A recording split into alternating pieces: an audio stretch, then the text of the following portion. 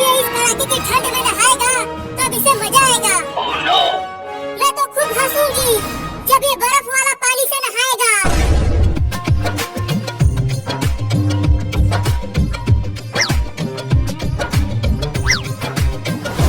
Mummy ये देखो हमने बाबू को पकड़ कर ले आया। अब इसे जल्दी नहला दो। ले चलो इसे बाथरूम में। मैंने पहले ही बाल्टी में पानी भर कर रख दिया है। अरे आज रहने दो ना, कल नहा लूंगा। देखो ना आज बहुत ठंडी है। आज धूप भी नहीं निकला है। ठंडी के मौसम में धूप निकलता है कहीं। ले आओ उसे बाथरूम में। Oh no! चल चिंकिया। Oh no! मम्मी मम्मी मैं बर्फ बन जाऊंगा मम्मी। छोड़ दो मुझे। मुंह बंद रख। आज तो तुझे नहला के ही मानूंगी। 2 महीना हो गया है तुझे नहाए हुए। अब उसे रख दो नीचे। Oh no! अब तुम दोनों बाहर जाओ। मम्मी उन दोनों को भी तो नहलाओ। तुम खाली मुझे ही नहला रही हो। तुम्हारे पास उन दोनों का ही नंबर है। चलो अब नहाओ। रुको पहले पानी को छू कर तो देखूं कि कितना ठंडा है ये।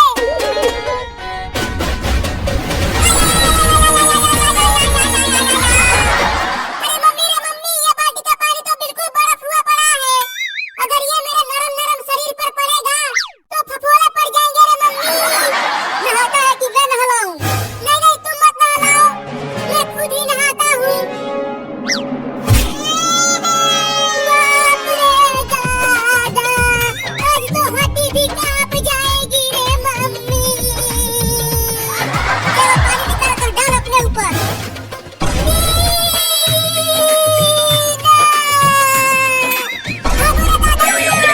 पकड़ पकड़ ये भाग गया। अरे चिंटू और चिंकी पकड़ो उस बदमाश को। तुम चिंता मत करो मम्मी, हम उसे इस बार रस्सी से बांध कर लाएंगे। चल चिंकिया।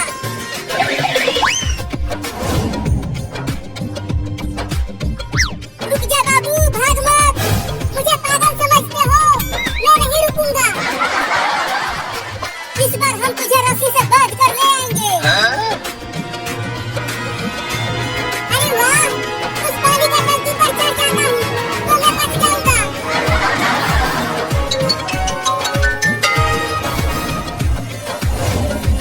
अरे चिंटू बाबू तो पानी के टंकी पर चढ़ गया। अब कैसे पकड़े उसे? रुको मैं भी पानी के टंकी पर चढ़ता हूँ। अरे चिंटू अभी पानी के टंकी पर चढ़ने लगा। अब क्या करूँ? देख चिंटू तू इस पानी के टंकी पर से उतर जा, नहीं तो मैं तुझे पत्थर से मार कर नीचे गिरा दूंगा। नहीं नहीं चिंटू नीचे मत उतरना। बाबू तुम्हें पत्थर से नहीं मारेगा, वो तो बस तुम्हें डरा रहा है। ये ले। अरे दादा मार दिया।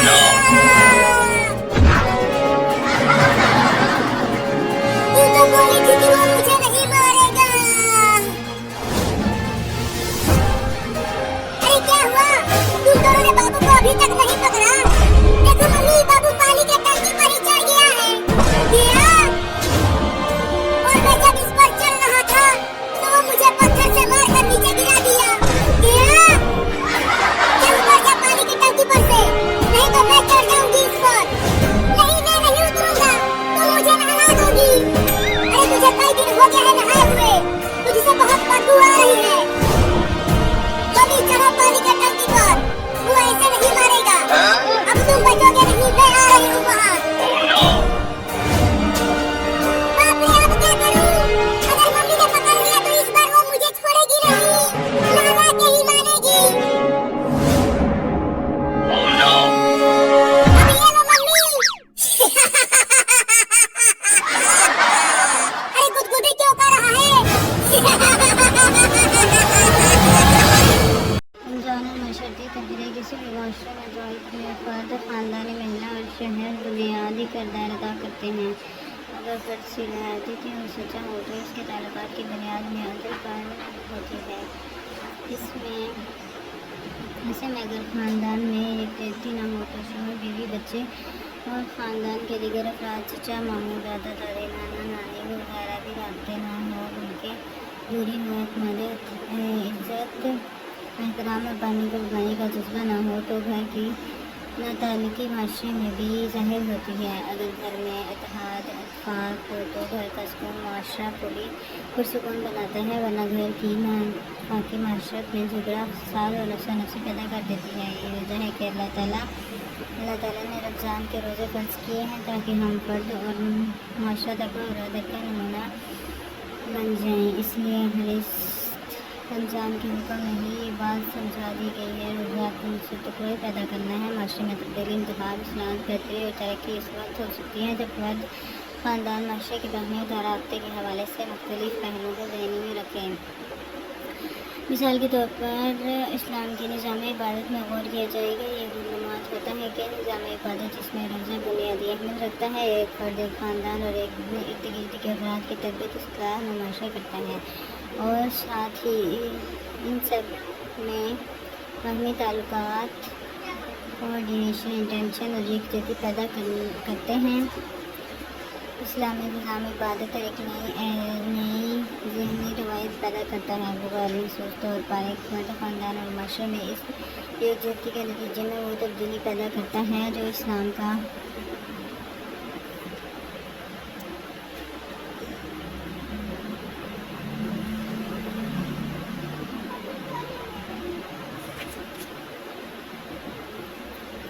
इस्लाम के निज़ाम इबादत की बुनियाद नहीं है। महसूस एक फ़र्द या चंद अफराद एक ख़ास तौर से किसी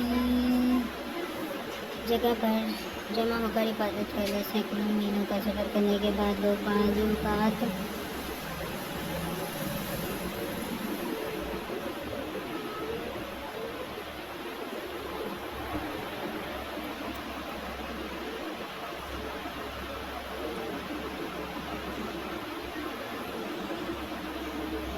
ज़ियारत करते हैं, इबादत खानों में जमा होते हैं और अपनी इबादत को मुकम्मल करते हैं। इस्लाम का मकसद महज इनफरादी इलाही और इनफरादी रूहानी जज्बा नहीं है, बल्कि इस्लाम ये चाहता है कि एक ऐसे इज्तिमात पैदा की जाए, एक ऐसा माशरा पैदा किया जाए जिसमें हर फ़र्द को यकसा तौर पर इस्लाम के असूलों का, इक़्तिदार का और मकासद का पूरा इल्म हो और इस पर अमल भी कर सकें।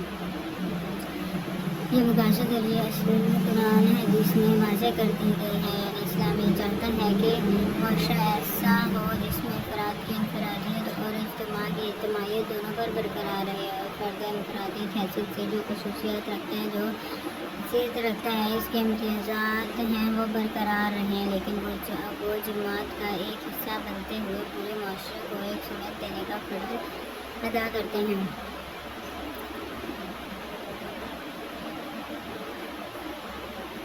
माशरे में भी ये आइंस करना चाहता है। मसलन एक शख्स रमज़ान के रोज़ों की वजह से पाबंदी वक्त की आदत डालता है कि ऐन वक्त पर सहरी ख़त्म हो और ऐन वक्त पर इफ्तार की जाए, लेकिन अगर ये सब कुछ करने के बाद ऑफिस देर से पहुँचे हैं और दोपहर का वक्त ख़त्म होने से काफ़ी पहले उठ जाता है। माशरती में कॉन्ट्रेक्चुअल पीरियड और माहदा के तहत वो अशिया फराहम करनी हो उनके मेयार में फ़र्क करता है, तो इसकी ज़ाती नेकी का इस्लाम का कोई इज्जा नहीं होगा। एक हदीस से फरमाया गया है कि अगर एक शख्स रोज़े से हो और झूठ बोले या ग़ीबत करे या चोरी करे तो अल्लाह ताला को ज़रूरत नहीं है कि वो दिन भर भूखा और प्यासा रहे और ज़ाती इस्तग़फ़ार के तौर पर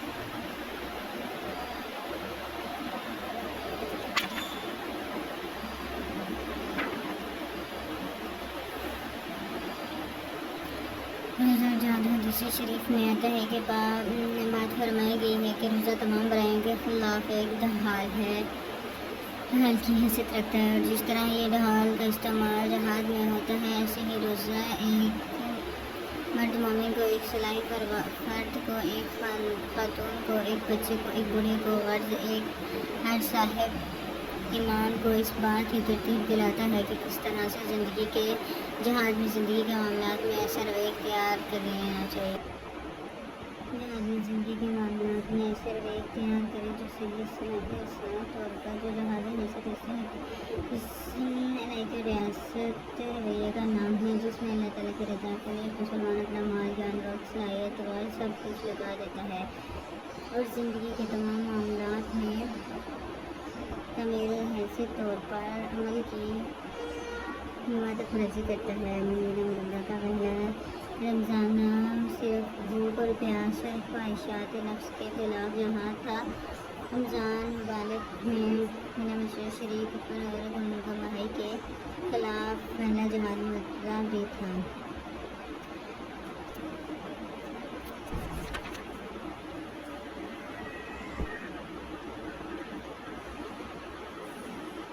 आज़ादी के बगैर घर बैठे रहते हैं और वो अल्लाह की राह में जाना माल से जहाद करते हैं। दोनों की हंसो एक से नहीं है। अल्लाह ने बैठने वालों की ये निस्बत जानों और माल से जहाद करने वालों का दर्जा बढ़ा रखा है। अगर हर एक के लिए अल्लाह ने भलाई ही का वादा फरमाया है, मगर इसके यहाँ मुजाहिदों की खिदमत का मुआवजा बैठने वाले से बहुत ज़्यादा है।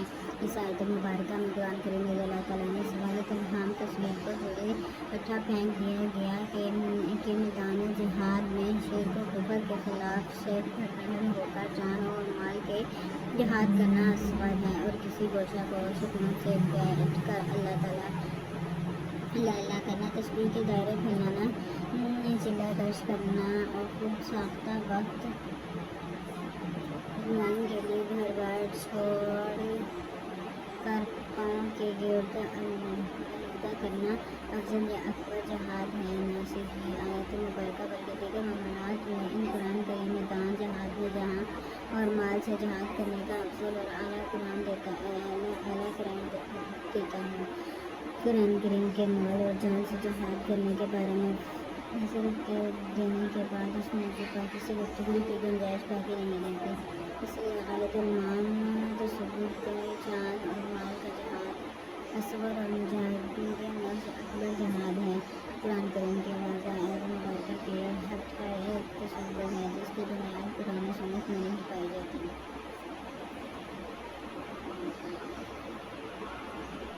की सबीलिल्लाह की अज़मत और अफजल होने के साथ ये बात भी सामने रहनी चाहिए कि रमज़ान के दरवाजे इस अफजल जहाद के साथ साथ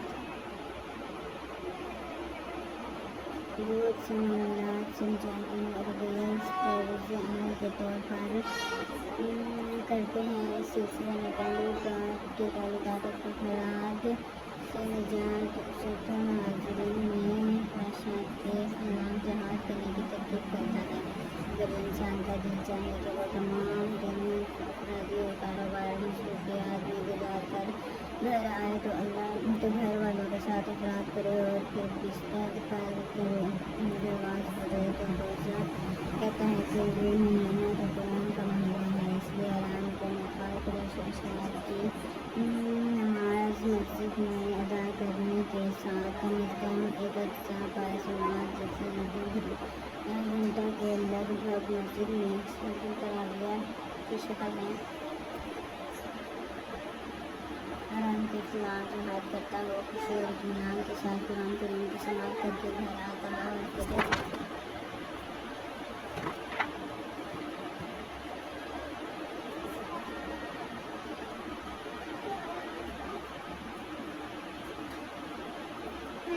जिस घर की ज़रूरियत रखते हैं अपने तकलीफ लेकर मदीना में कुव्वत का तजर्बा ज़ाहिर करने के लिए काफ़ी था कि ऐसा रिश्तेदार का है कबीला और ख़ानदान को हिंदी महीने के मदीने में